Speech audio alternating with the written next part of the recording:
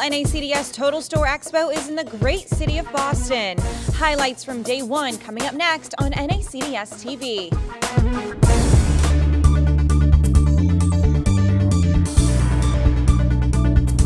The dialogue of a trillion-dollar industry begins at the premier event for retailers and manufacturers from the largest brands in the world.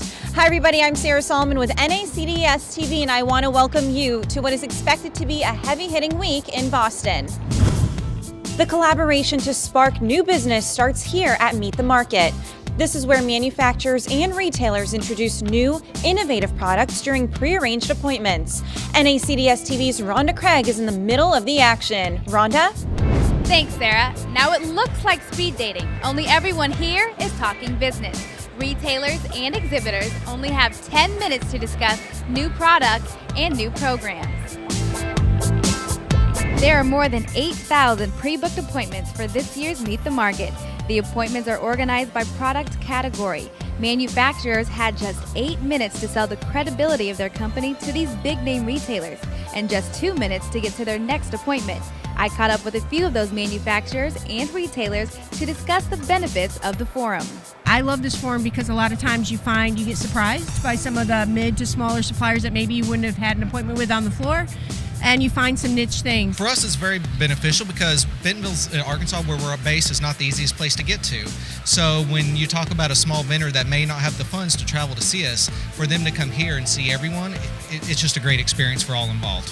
Retailers from more than 100 companies and manufacturers from more than 400 companies attended this year's Meet the Market. Networking is a major part of NACDS, but it's only one piece of a larger puzzle.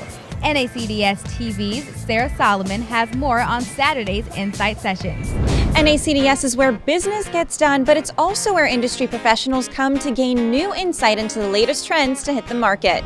Insight sessions like this one, led by Leader of Strategy for the Swanson Group, Dan Mack, are key to continued growth for companies across multiple functions. Mack shared strategies for success to win what he refers to as dark horse firms.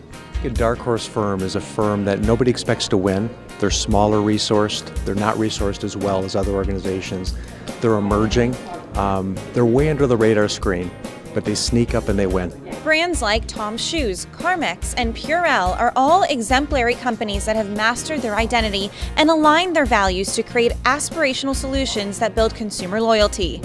The biggest piece of advice: don't just be the best at what you do, be the only one that can do what you do.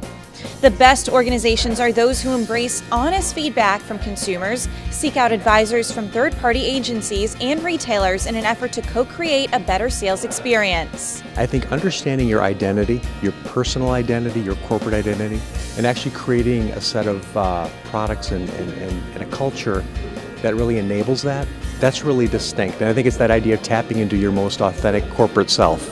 Because if you can do that, first of all, you're believable because you're not telling somebody else's story, and you're distinct. And I think really tapping into that distinctness is really the key. The always popular Meet the Retailers program is where manufacturers can get direct access into the minds of key retailers to understand how they can implement products that fit their vision. A common theme across the board for key retailers this year: health and well-being. CVS Caremark is pushing health initiatives by adding programs like Fit Choices to the grocery and snacks area. This program provides consumers with healthy, gluten-free options to improve diet. The popular retail pharmacy has no plans on slowing down. Another key retailer playing a major role in wellness is Wakefern Food Corp and ShopRite. The store's turnkey wellness program provides consumers with screenings, weight management programs, diabetes programs, and more.